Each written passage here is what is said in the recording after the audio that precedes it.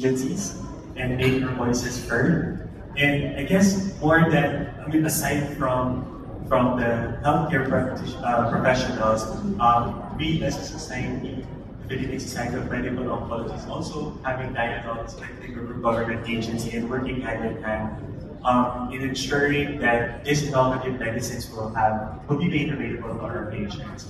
But we realize that probably definitely we need more push and more help. That's why having this platform, having the patient advocacy groups. One of the biggest learnings I've had during my working with the counterparts from the Asia Pacific region is that they leverage on the patient advocacy groups. They help because sometimes it just makes the message more endearing if it's coming from a patient. Sometimes they're following the government is probably getting tired of us talking to them and making all these noises. So when patient advocacy groups, when patients actually talk to government agencies and lawmakers and policy makers, and they tell their story, I think that's a bit more endearing. So I agree, sir, that it's one of the key principles of Aspire. So aside from us healthcare professionals talking to our government agencies, we also would like to leverage the patient advocacy groups as well. Okay, I'll add to that. Both are important: prevention, screening, early detection, and treatment. At this point in time, particularly, kasi wala pa tayong national cancer screening program. And when we begin the national cancer screening, I said this kanina pa.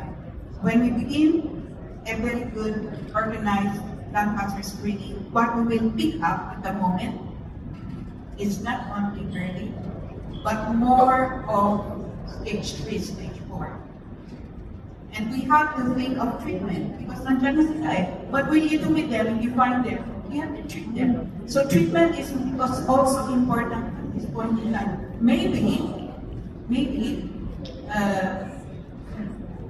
after 20 years na maganda yung screening mo, when the population of lung cancer patients now will be more early, then maybe the budget for treatment will now really swing to the early treatment rather than the advanced treatment. As I told you kanina, mas madaling gamutin ang early kaysa late stage. Mas mahal gamutin yung late stage kaysa early stage. So both primary care and primary prevention, secondary prevention is at this moment as important as tertiary prevention. Alright, maraming salamat po to all our distinguished panelists. Thank you so much for your